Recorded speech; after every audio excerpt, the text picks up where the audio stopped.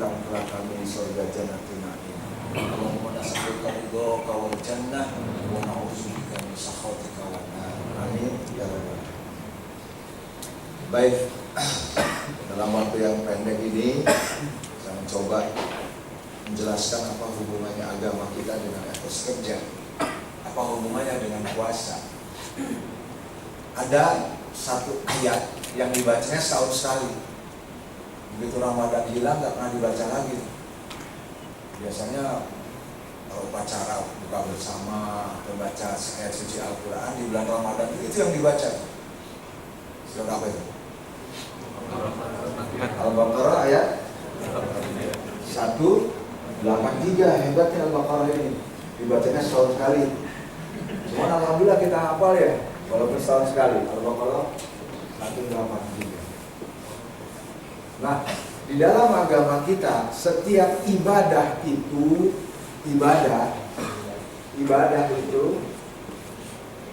dari kata abdun, abdi, budak atau pelayan. Jadi saya beribadah berarti saya ingin melayani. Makanya setiap hari ada komitmen, iyyaka na'budu ya Allah, akulah pelayan. Suatu saat ada seorang gembala, dia sangat rindu dengan Tuhannya. Sudah di tempat yang sepi dia berdoa berbahasanya, maklum gembala. Tuhanku, aku rindu kepada Engkau. Tolong dong tampakkan wajahmu yang indah itu. Aku ingin melihatmu, cahayamu. Kalau kau datang kepadaku, pastilah aku sebagai pelayanmu akan kupijat kakimu. Nanti kamu akan berbaring, maka aku benahkan tempat tidurmu. Tuhanku, tampakkan wajahmu agar aku bisa menyisir rambutmu, agar aku bisa memberikan minuman. Kalau perlu kambing aku berikan kepada engkau. Kedengaranlah Nabi Musa lewat, dibentaknya. Nabi Musa itu terkenal nabi yang keras, yang kasar. Makanya disebut armed prophet, nabi yang bersenjata, armed prophet. Musa keras, Yesus lembut. Nabi Muhammad gabungan antara Musa dan Aisyah. Ada saatnya keras, tapi hidupnya penuh dengan kelembutan. Nabi Musa keras, apaan kamu? Hanya Tuhan tuh kayak manusia, pakai disisirin segala, pakai dipijit segala. Pergi kamu. Begitu dilihat Musa, Nabi. Kalau Nabi yang ngomong pasti benar ini. Nangis si gembala itu. Tapi saya rindu ingin jumpa dengan ayat Tuhanku. Tidak, kamu cara doanya itu salah. Pergi kamu. Nah, ini kalau orang sufi itu di tasawuf, di pesantren suka dibacakan ini, manakib ini. Pergi dengan nangis si gembala itu. Menangis gak jumpa dengan Tuhannya, itu dimarahin lagi, salah lagi ngomongannya. Sesalnya bukan main. Ketika Nabi Musa atau Sina naik ke gunung, ditegur sama Allah. Ya Musa, kenapa kau jadi penghalang aku? Kau jadi pemutus orang yang mencintai dan yang dicintai. Kenapa engkau mengusir orang yang rindu kepada aku? Padahal aku ajarkan agama ini adalah untuk mereka yang mencintaiku. Tapi Allah cara berdoanya itu ya melecehkan engkau. Apa kata Allah? Dia gembala yang miskin kata-kata, tapi aku tahu hatinya kaya. Sesungguhnya innallaha yanzuru ila qulubikum. Allah melihat hatinya. Kamu tidak punya urusan menjudge, memvonis hati seseorang. Nah ini pesan takwa ya, sebelum bahas kerja ya. Pesan takwa. Jadi apa? Takwa itu hahuna, ada dalam hati. Dan takwa itu urusan dirimu dan Allah. Jadi takwa itu hablum minallah. Hubungannya adalah hablum minallah. Tetapi hasil takwa kelihatan di dalam hablum minanas itu.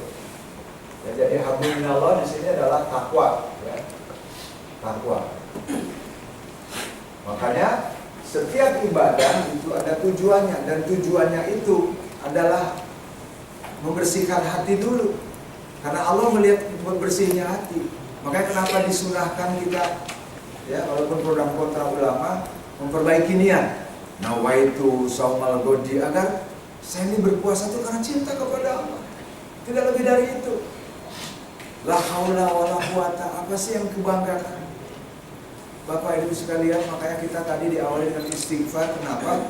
Karena di bulan puasa ini disebut bulan maghfirah, bulan penuh pengampunan. Siapa tahu kita nggak ketemu lagi dengan bulan pengampunan ini, maka cepat manfaatkan. Dengan cara apa? Istighfar sebanyak-banyaknya. Bahkan Quran dalam surat Al-Imran ayat 7 sama satu lagi di surat Az-Zariyat ayat 17, ada dua ayat mengatakan ciri orang yang takwa itu wabil asharihum yastaghfirun. Waktu asar, waktu sahur, bukan asar, waktu sahur mereka memperbanyak istighfar. Waktu sahur, ashar itu jamak dari sahur. Jadi orang-orang yang ingin meraih takwa, orang-orang yang ingin hatinya penuh dengan cinta, maka dijadikannya lah sahur itu adalah kelambu malam, tempat dia merintihkan doanya.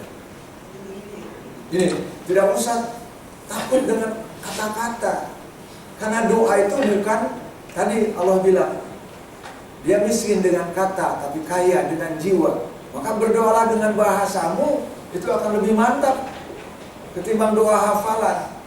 Kebanyakan doa kita kan hafalan. Rabbana la tuzigh qulubana. Apa ya? Mana sentuhan hatinya? Yang adalah verbal.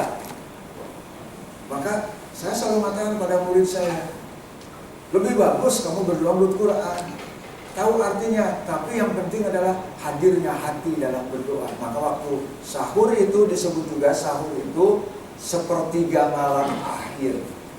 Sepertiga malam akhir itu tempat tahajud sebetulnya Pak Rasulullah itu. Cuman tahajud Rasulullah digeser ke sepertiga malam awal, jadilah tarawih. Sebetulnya begitu. Gak ada masalah itu, tarawih dengan tahajud sama saja. Kalau saya qiyamul lail, kenapa ribut amat? Ya, saya sudah witir, mau sholat lagi boleh nggak? Berdebat lagi ulama. Ini yang itu yang didebatkan gitu. Jadi mana Ustaz, saya ingin tahajud lagi. Saya bilang tahajud saja. Ya, tapi kan sudah witir itu penutup tarawih, penutup gitu. Kalau kamu mau sholat hajat, sholat sunnah, tidak boleh ada witir 2 kali, itu maksudnya. Nah itulah fikih. Memang ribut terus kalau kita bicara fikih, pasti ribut. Makanya tadi saya ulas pertama. Yuk kita naik sekarang jalan fikih terus dong bicaranya. Ya, fikih itu know-how. Bagaimana tata cara sholat, itu know-how. Itu fikih. Itu fikih, itu syariat. Dan disinilah orang bisa banyak ribut pro dan kontra. Tahlil bid'ah, kunut bid'ah, fikih. Padahal Allah tadi, aku sudah tidak lagi melihat kata-kata, aku lihat hati. Jadi kualitas hati sebetulnya. Cuman ulama fikih melihat luarnya. Makanya lihat, susah terus. Saya merindukan suatu saat ada satu lembaga yang kalau perlu seluruh ulama se-Indonesia ini kumpul, membikinlah semacam lembaga finalisasi perdebatan-perdebatan.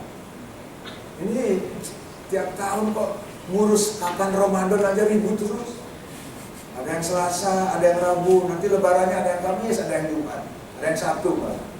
Ya. Imam Hambali, Imam Syafi'i itu beda ya. Kalau Imam Hambali biasa Muhammadiyah, Syafi'i biasa NU, beda itu. Karena mazhab. Imam Hambali Kamis nanti lebarannya. Imam Syafi'i jatuhnya akbar tuh, Jumat. Kan kalau Jumat tuh kayaknya kurang bagus, digeser nanti jangan-jangan ke Sabtu. Enak aja tuh. Jadi itu tanggung jawabnya di hadapan Allah kayak gimana itu? Tanggung jawab ulama itu. Ya, ini masalah mazhab, masalah imamah. Hambali, Kamis, Syafi'i, Jumat, Imam Samudra Minggu. Ada lagi. Ini kan jadi ledek-ledekan kita. Kenapa? Karena kita orientasinya fikih. Nah, orang-orang yang sudah dewasa seperti kita, fikih itu penting agar kita tidak terperosok dalam syirik dan bid'ah.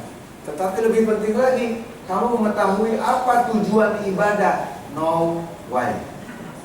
Untuk apa saya ibadah? Karena dalam Islam itu semua ibadah itu ada buahnya. Kalau tidak membuahkan maka ibadahmu nol di hadapan Allah. Makanya bersihkan hati. Aku lebih tahu hati seseorang. Kata-kata menjadi hilang dalam cinta, kata Allah. Ya. In the name of love, dengan nama cinta. Ya. All words are meaningless. Semua kata-kata itu tidak berarti di hadapan. Jadi mengarang doa yang hebat, yang apa? Konsumsinya untuk didengar orang atau untuk Allah? Itu pertanyaannya. Itulah keikhlasan. Mungkin Bapak doanya bahasa Jawa mungkin. Bisa nggak berdoa pakai Jawa? Duh, Gusti kula menika sengsara, Gusti nuwun pangampura. Kula iki.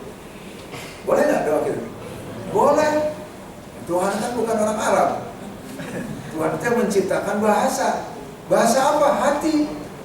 Hati, bahasa yang dimengerti. Kalau bahasa Arab, kita semua masuk neraka dong. Yo, ibu-ibu nanti, apalagi orang Jawa, orang Sunda itu yang ditampung, ada masuk neraka. Begitu mati datang mereka. Man buka. Apa sih? Apa ini? Man buka. Apa? Wani piro? Ya.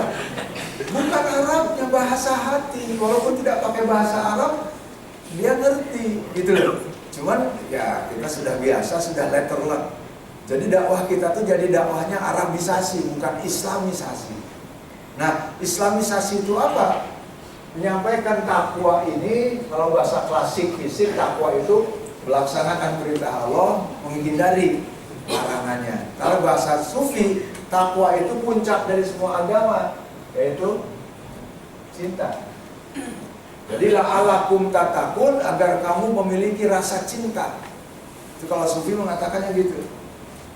Jadi lebih enak kita sekarang menerjemahkannya. Hei kau berpuasalah orang beriman, sebagaimana umat sebelumnya. Dalam rangka apa? La'alakum tatakun, agar kamu memiliki potensi cinta, menghidupkan kembali potensi cinta. Jadi Islam itu agama cinta, the religion of love.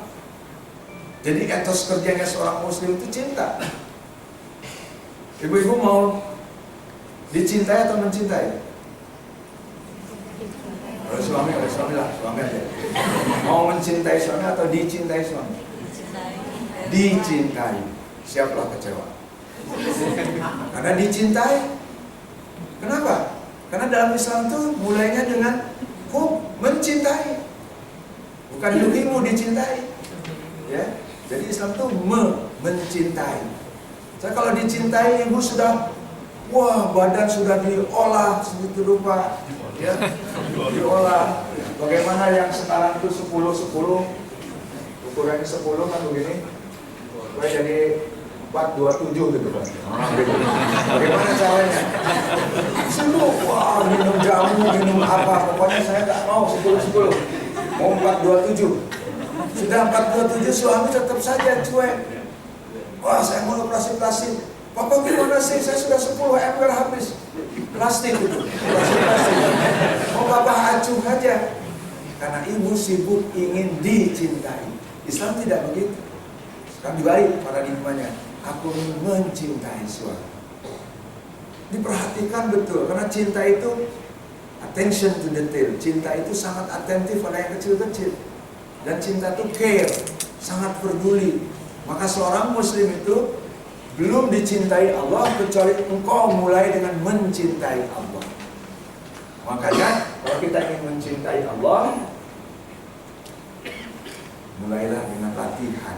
Latihan kita di bulan puasa. Nah, apa ciri-ciri puasa? Latihan untuk menambah diferensi, baca nanti surat Ar-Ra'd ayat 20 sampai 25. Mereka itu jadi orang takwa, itu jadi penghuni surga adnin. Jadi kita suami, istri, anak yang imannya sama dan berbuat amal soleh, mansolaha, kumpul, ada reuni akbar di surga, ya, masuk surga adnin, ya. Jannatun adnin, kalau artinya apa adnin? Ya. Eden, ya. Jadi kita semua ingin masuk Eden. Kalau tidak masuk Eden, pasti Edan, itu aja. Beda sedikit Edan A kan. Nah kita ingin Eden yang kita cari. Nah caranya gimana? Kita kaitkan, takwa itu yang pertama, dia punya, karena cinta, maka dia punya komitmen. Punya komitmen. Karena saya muslim, maka saya kerjakan semua syarat-syarat untuk menjadi muslim. Belum mungkin itu. Menjadi muslim dulu, apa? Syahadat. Nah, kalau sudah syaratnya dipenuhi, sholat, puasa, baru muslim. Tingkatkan sekali jadi mukmin. Apa? Agar saya menjadi orang takwa. Belajar mencintai. Mencintai. Ya. 30-31 cinta. In kuntum tuhibbunallah fattabi'uni.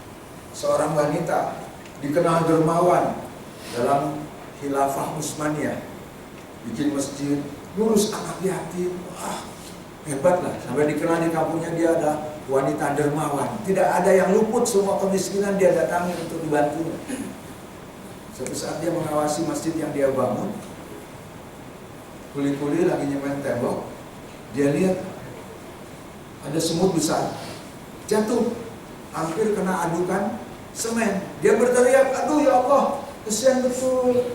Diambil semut itu, masukin ke taring, ke ranting. Selamat semut itu. Beberapa hari kemudian meninggal. Ya. Kisah-kisah ini menarik sekali kalau di pesantren itu. Ya. Pesan-pesan moralnya. Kemudian ada 10 orang memimpikan wanita ini, fulanah ini. 10 orang mimpinya sama, aneh kan? 10 orang mimpinya sama. Dia berkata, aku ketemu si fulanah, dia masuk surga. Ternyata bukan karena dia sumbangan anak yatim, bukan karena bikin gedung, bukan. Itu kecil, itunya, timbangannya.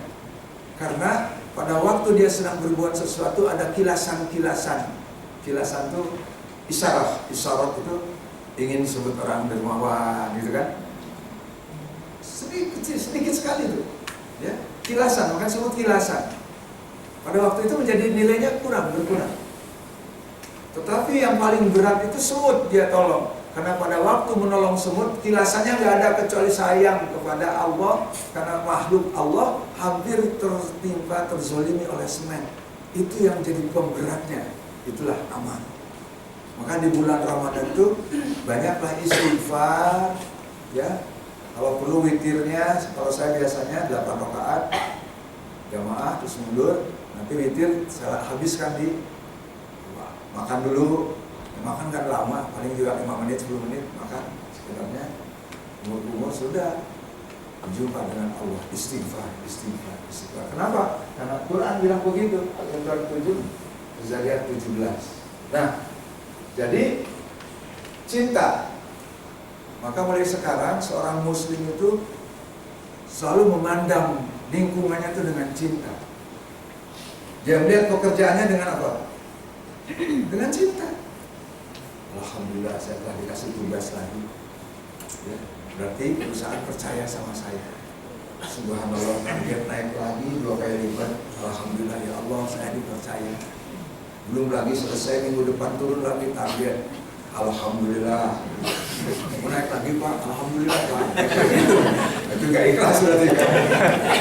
Dia selalu melihat dengan bahasa cinta. Damai hidup ini. Bapak, dengan cinta kita lihat.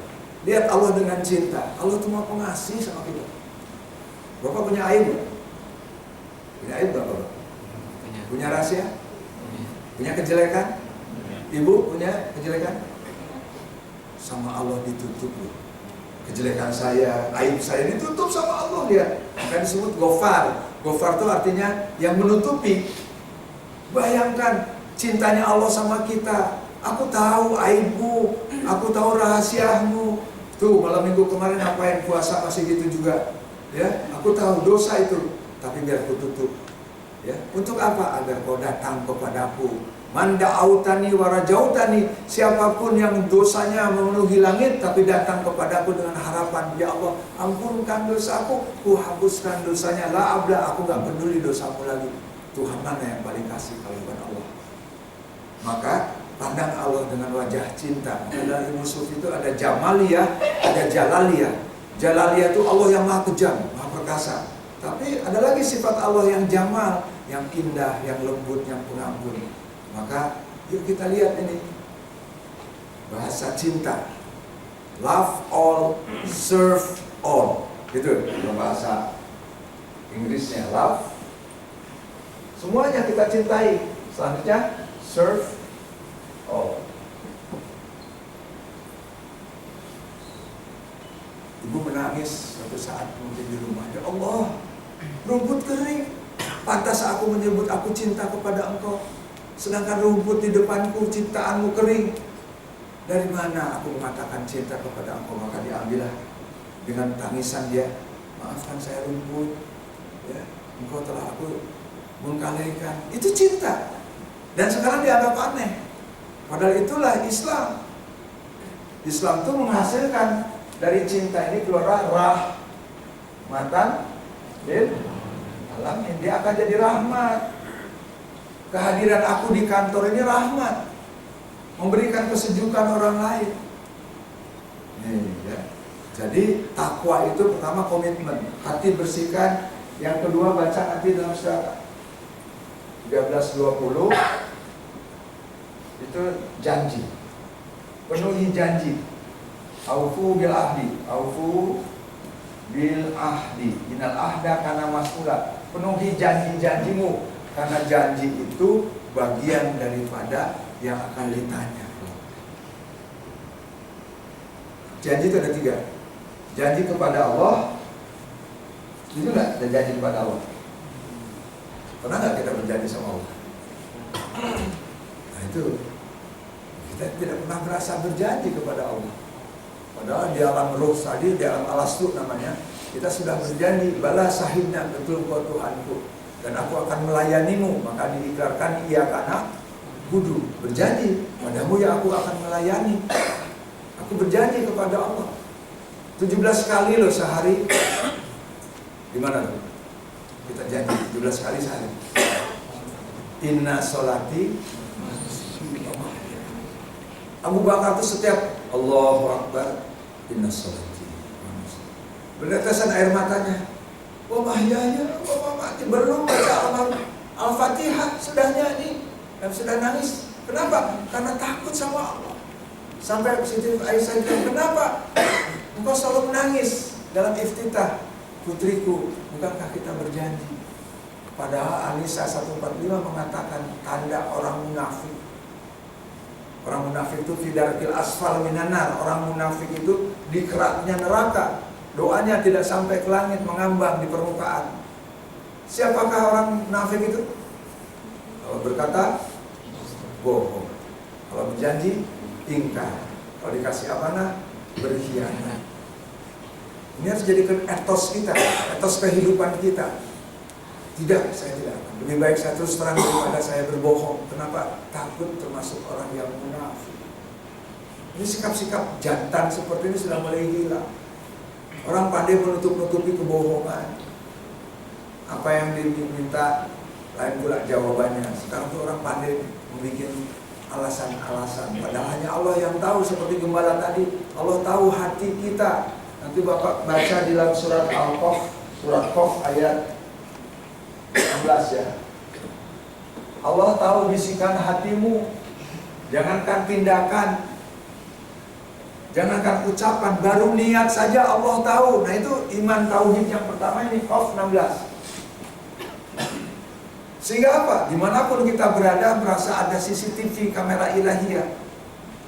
Mana mungkin saya berbuat nista, Allah melihatku. Mana mungkin saya berbuat mungkar, Allah melihatku. Itu yang disebut dengan ma'ana atau ma'iyatullah, kebersamaan dengan Allah. Itu diambil oleh orang Kristen, bahasa innallaha ma'asobirin, ma'iyatullah. Dalam Bible nggak ada. Hebatnya orang-orang sufi itu dalam sekali, sampai-sampai Katolik mengambilnya. Diterjemahkan dalam bahasa Latin, namanya Immanuel. Itu dia ada di Bible, tapi dari Islam. Iman itu bersama, El itu Tuhan, Eli. Jadi Immanuel, aku bersama Tuhan. Itu literaturnya dari Islam, dipopulerkan oleh Ibnu Arabi. Tapi banyak juga orang Katolik yang tidak ngerti. Contohnya Ada teman saya Katolik di Bandung dulu. Hari mana namanya, mananya? Sama rumah sakit, rumah sakit. Juga mereka nggak tahu. Rumah sakit, tuh Jalan Koko ada Immanuel. Bukan, maksudnya artinya nggak ada juga deh. Selesai pelajari Ibnu Arabi diambil dari kita. Kita punya ajaran yang indah, kejujuran, komitmen, ya, cinta tidak dipraktekkan. Sementara mereka mengambil atribut kita dan dipraktekkan. Itu saja bedanya. Kita punya ajaran yang sangat Islami, sedangkan mereka menerapkannya dalam perilaku yang Islami. Nah, kalau gitu apa? Janji yang kita pada Allah penuhin. Allahu Akbar, Allahu Akbar. Tidak usah ngajak orang lain. Zaman sekarang nanti bapak dimusuhin. Sholat dong, sholat. Malah lo, sok suci lo, kan gitu. Kalau diajak sholat, malah gitu kita. Mendingan rumah. Saya masjid dulu gitu. Itu teknik-teknik dakwah sekarang. Karena sekarang banyak sekali orang arogan, nggak mau dikritik, gengsi, sombong. Sholat yuk. Kalau sholat aja duluan, kan gitu. Nah, begitu ada azan, maka penuhi janji kita pada Allah. Yang kedua, janji kita kepada orang terdekat, orang dekat, Dawil Qurba. Siapa orang dekat itu? Yang terdekat siapa? Suami dengan istrinya, istri pada suaminya yang paling dekat. Kemudian orang tuanya, penuhi, karena ahad itu, janji itu dalam bahasa Arab satu kata bisa banyak arti. Ahad itu berarti respect. Respect itu hormat. Jadi kalau kata Allah, aufu bil uqud, aufu bil ahdi, penuhi janjimu, berarti hormatilah perjanjian-perjanjianmu. Nah, pertama suami. Hati nih suami. Dulu waktu nikah apa? Nasihat penghulu dulu. Penuhi janji. Ya, hei, fulan, takutlah engkau pada perempuan yang kamu ambil jadi istrimu. Masih ingat nggak? Itu dulu nikah. Masih lupa. Ingatnya malam pertama aja. Nasihatnya udah lupa semua. Nah, saya diriwayat kembali. Itu nasihat Rasulullah di Haji Wada. Ittaqillaha fin nisa ahwazzumuhunna bi amanatillah. Takutlah hai lelaki pada wanita ini, karena engkau telah mengambilnya sebagai amanah Allah, min amanatillah. Kalau kau sakiti istrimu, berarti yang sakit siapa? Allah. Nah, kita jangan pakai bahasa fikih, bahasa hati. Kalau bahasa fikih bisa berdasarkan hadis ini macam bisa, tapi kalau pakai bahasa hati, cukup hadis ini menjadi takut kita pada istri kita. Kalau bahkan dalam sebuah hadis Rasulullah berkata Rasulullah, khairukum li ahlihi, khairukum li linasihi. Ya, sebaik-baik engkau dan yang baik pada keluarganya, yang paling baik pada istrinya. Ada hadis lain mengatakan, man akroma nisa, siapa yang memuliakan istrinya, faqad akromakum, maka dimuliakan oleh Allah. Ya. Ini janji suami. Di bulan Ramadan ini, kalau kita merasa ada dosa, ya, ada sesuatu yang mengganjal, nggak ada salahnya minta maaf, mama. Bapak lagi ceramah tadi, ternyata salah satu takwa itu harus janji. Selama ini Bapak banyak berbohong. Wah, senang nggak punya suami yang jujur? Senang? Siap nggak menerima kejujurannya? Bangga istri itu seperti itu. Selama ini Papa banyak berbohong. Sekarang Papa akan menyayangi Mama. Begitu, kenapa? Karena Allah selalu melihat Papa dimanapun berada. Janji kepada istri penuhi. Ini atas kehidupan ini. Jadi kalau berbicara atas kerja itu paketnya tuh 2 jam, 3 jam nggak selesai. Nanti nyambung lagi. Sekarang saya sengaja janji itu bagian daripada etos juga. Maka seorang muslim yang sejatinya baiknya adalah takwa, dia sangat respect pada janji. Bapak masuk perusahaan Telkomsel ada janji nggak? Apa janjinya? Peraturan perusahaan. Saya respect pada peraturan perusahaan yang saya komit. Datang jam 8, yes, saya akan datang jam 8. Begitu datang jam 8 lebih 10, Bapak harus nangis. Maafin saya, Allah. Saya telah sengaja, bukan tidak sengaja saya memperlambat kedatangan saya. Pantaskah aku berhadapan dengan engkau sedang ada sedikit kemunafikan dalam hatiku? Itu hati. It's a matter of heart. Tergantung bagaimana kualitas kecil itu yes. Harus dari yang kecil, terus yang gede-gede. Yang kecil dulu kita mulai, janji penuhi. Suami penuhi janji pada istri, karyawan penuhi janji pada kantornya. Kalau itu jadikan etos kita saja, ya, laporan tepat waktu, etos kerjanya kelihatan. Kenapa? Transparan dan seterusnya. Ini deh, takwa itu melahirkan pribadi-pribadi yang sangat respect kepada janji. Hormat, respect. Assalamualaikum ya Humairah, kata Rasulullah. Rasulullah pulang agak malam, gak dibuka. Assalamualaikum ya Ummul Mukminin, 2 kali Rasulullah, gak dibuka juga. Rasulullah gak salam lagi yang ketiga. Dia tarik sorbannya, diamparkan sorbannya di depan pintu, tidur di depan pintu. Siti Aisyah bangun menjerit, kenapa kau ya Rasulullah? Aku tadi sudah salam, tapi kau tidak bangun juga. Aku takut merusak mimpimu yang indah. Aku tidak ingin mengganggu nyenyak tidurmu yang bagus itu. Biarlah aku tidur di depan pintu saja. Sudah gak apa-apa. Lihat respectnya Rasulullah pada istri. Katanya kita mengikut Rasulullah. Kalau kita gimana kalau terlambat pulang? Marah biasanya. Assalamualaikum Mama, Papa pulang. Masih sopan tuh Mama, Papa pulang. Ya. Papa kini sendiri Mama. Sendiri yang udah tanya. Kemudian apa ya? Kedua, ya gak dibuka juga, kesel dia. Gimana tidur kayak buaya aja nih. Mulai nih, tok, kokom. Kayak isinya kemari ya, kokom. Buka siap, ayo. Enggak dibuka juga, ditendang. Borok kokok siap. Amarahnya heran saya orang Indonesia itu. Pada ajaran Islam tuh, ya Rasulullah berikan kepadaku pintu-pintu kunci untuk membuka pintu surga. Apa kata Rasulullah? La taghdab. Apa? La taghdab. Ulangi. La taghdab. Jangan marah. Suma ayun. Apalagi Rasulullah agar aku bisa membuka pintu itu. La taghdab. Jangan marah. Naam ya Rasulullah. Suma ayun. Jangan marah. 3 kali la taghdab, la taghdab, la taghdab. Jadi orang Islam itu adalah orang yang tough, mampu mengontrol dirinya, tidak gampang meledak. Karena Rasulullah itu mengajarkan umat Islam yang baik adalah umat Islam yang bisa mengontrol emosinya. Tindakan EQ, emotional quotient sebetulnya. Dan itu bagian dari etos kita. Etos kehidupan, etos kerja kita adalah sabar. Dan sebab itu, yang kedua, setelah janji, yaitu sabar. Janji tadi ya. Yang ketiga sabar. La taghdab tadi. Jadi orang yang berpuasa ini seharusnya adalah orang yang ulet, orang yang tidak cengeng. Kenapa saya harus cengeng? Saya sudah biasa, setahun sekali saya dilatih untuk tidak cengeng. Saya sabar. Kenapa? Saya sudah biasa menunggu buka, lapar, haus, menderita itu sudah biasa.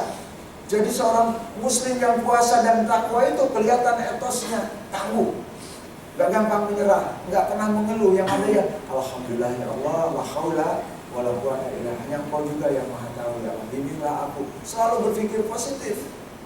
Inilah sikap sabar. Ini sabar itu adalah jubahnya seorang muslim, pakaiannya orang muslim.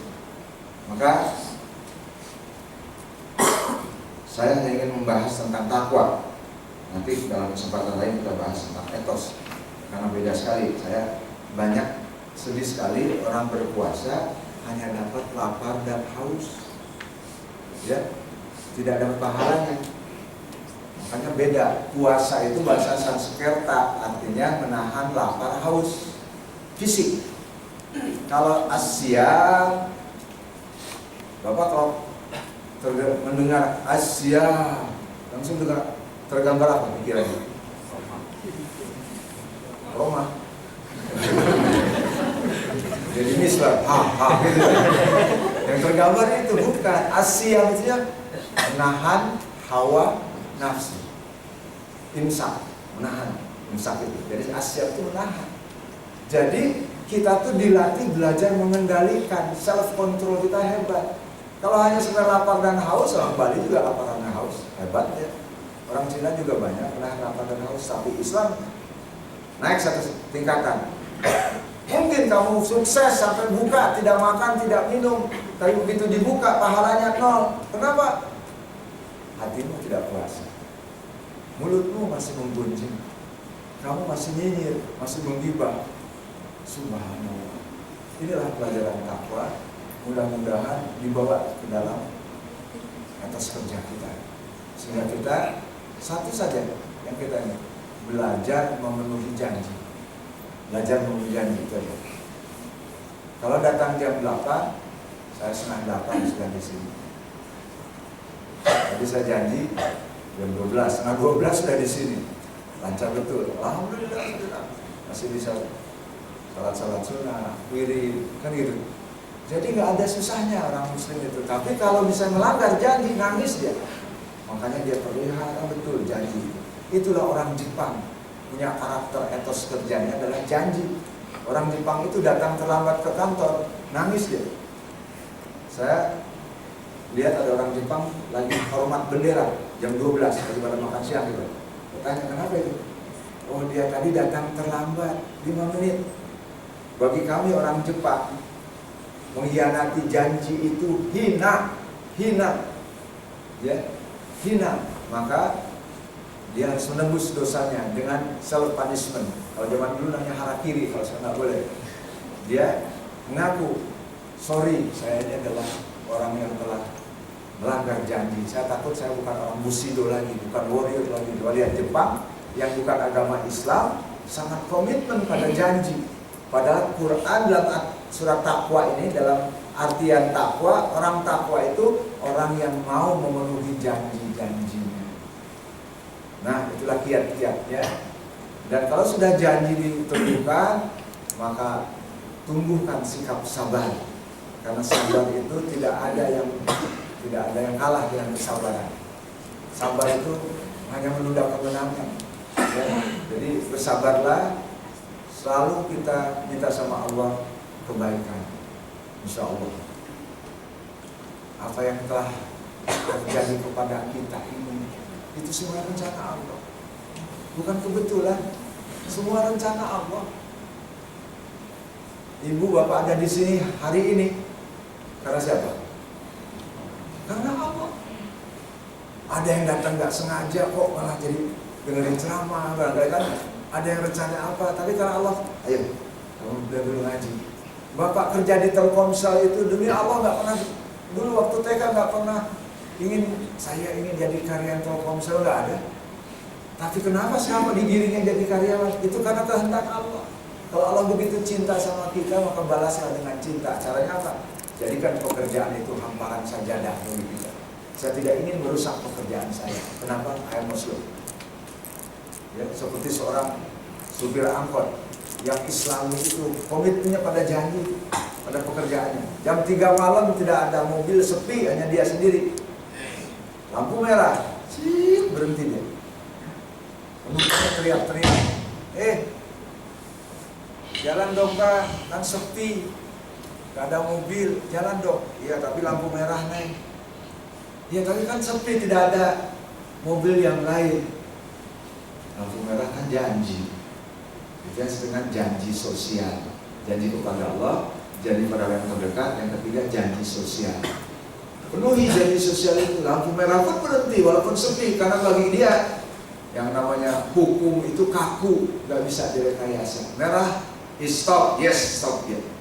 Why? I'm Muslim. Sudah selesai. Harusnya begitu. Perempuan juga gitu, hati-hati dan sekarang. Jangan tergoda oleh sinetron-sinetron cengeng gitu. Gak ada ciuman, gak ada itu. Ya, begitu akan cium, maaf, I'm Muslim, gitu. Apalagi bulan puasa kan gak enak dicium ke laki bau dia kalau gitu. Ya. No, harus punya sikap seperti itu. Ya, itunya etos kehidupan. Dan ibu tidak akan hina, anak-anakku nggak akan hina kalau menolak kemungkaran. Nanti pacar saya lari dong, ya nggak apa-apa. Berarti kualitas pacarmu tidak ideal. Tolak, hati-hati. Tapi kissing itu, saya nonton film Cina kungfu, saya paling senang nonton film Cina kungfu dulu. Ya, si Yoko itu dulu kan, hebat itu. Itu tidak pernah ada ciuman tuh film Cina itu. Sama dengan film India, nggak ada ciuman. Padahal India tuh Bollywood tuh sudah dahsyat, Cina tuh hebat. Indonesia ya Allah, nggak pas lah kayak ciuman-ciuman. Maka kembalikan lagi Indonesiaku itu, Indonesia bermoral. Nah untuk itu kuncinya mana? Aku senantiasa merasa dilihat oleh Allah. Mudah-mudahan selama singkat ini bisa membekali apa artinya takwa. Yang paling penting lagi, yuk tahun ini berbeda dengan tahun kemarin. Artinya apa? Matikan televisi. Setelah makan sahur matikan televisi. Selanjutnya Bapak angkarkan sajadah. Astagfirullahaladzim. Ibu Bapak banyak dosa nggak? Berapa dosanya? Coba sebutkan. Hah? Dosanya berapa? Tidak terhitung dosa kita. Kalau dosa kita nggak terhitung, kenapa tuh cuma 3 kali istighfarnya? Katanya tidak terhitung, tapi astagfirullahnya 3 kali, itu pun merep. Astagfirullah. Gak ada sentuhan hati. Ya. Karena dosa kita banyak, maka saya istighfarnya pun sudah tidak pakai tasbih lagi. Nggak mau ngitung saya, kenapa? Pokoknya saya akan mandi dalam istighfar. Astagfirullah. Terus mengaku dosa di hadapan Allah sambil flashback ke belakang. Ya Allah, selama ini aku telah jauh dari Engkau. Astagfirullah, ya Allah. Tolong ya Allah, jadikan hari akhir kami selalu dalam kebaikan ya Allah. Kalau Bapak dan Ibu jadikan sahur itu sebagai tempat beraudiensi dengan Allah, lain, insya Allah. Suasananya lain, saya merasakan itu. Ada sesuatu yang berbeda nanti setelah 11 bulan ke depan. Maka kejarlah sahur untuk banyak istighfar. Barakallahu li wa lakum. Semoga Allah mengampunkan dosa-dosa kita. Allahumma rabbana ya Allah, ya Ghafar, ya Rahman, ya Rahim. Engkau maha tahu keadaan kami. Engkau tahu keadaan kami, kebusukan kami, kejelekan kami. Sekelam apapun masa lalu kami ya Allah, jangan Engkau palingkan wajah cintamu kepada kami. Bimbing kami ya Allah untuk menemukan cinta kepada Engkau. Ya Rabbana ya Allah, sungguh amal kami sedikit ya Allah, dosa kami banyak, maka kami datangi pintu taubat. Astagfirullahaladzim. Astagfirullah. Ya Allah, ampunkan dosa kami, ampunkan dosa kedua orang tua kami ya Allah. Di hari yang penuh barokah ini, ketika para penghuni barzah istirahat menantikan doa dari kami, maka kami sampaikan doa untuk orang tua kami.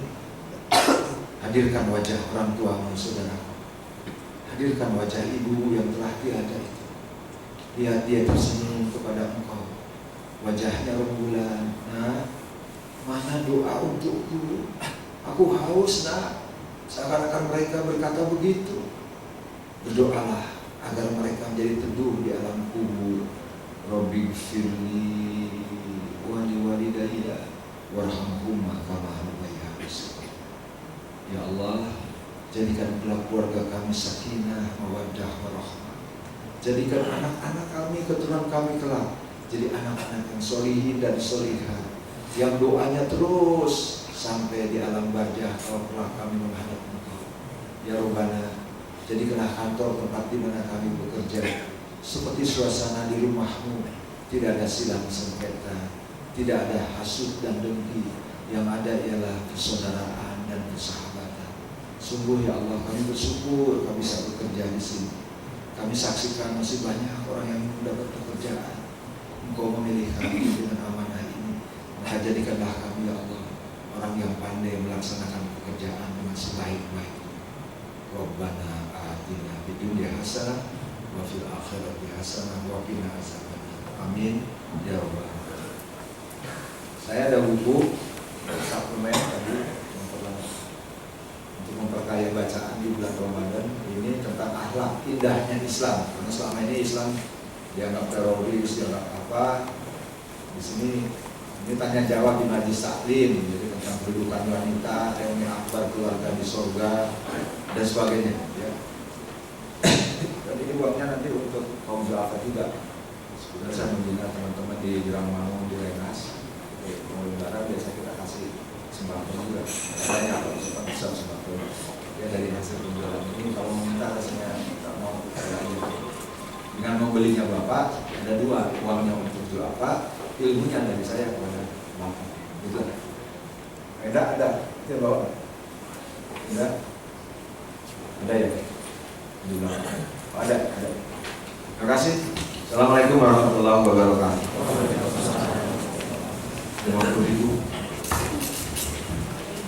Demikian paparan dari tausiah dari Ustaz Toto Tasmara bagi bapak-bapak ibu-ibu yang ingin membeli dan berinfak ke kaum duafa, yaitu ini ciptaan dari penulisnya dari Ustaz Toto Tasmara, indahnya Islam, dapat dibeli di pendatang. Tidak ada, harganya Rp50.000. Demikian, semoga ilmu yang kita terima pada hari ini bisa bermanfaat bagi kita semua. Wabillahi taufiq wal hidayah. Wassalamualaikum warahmatullahi wabarakatuh.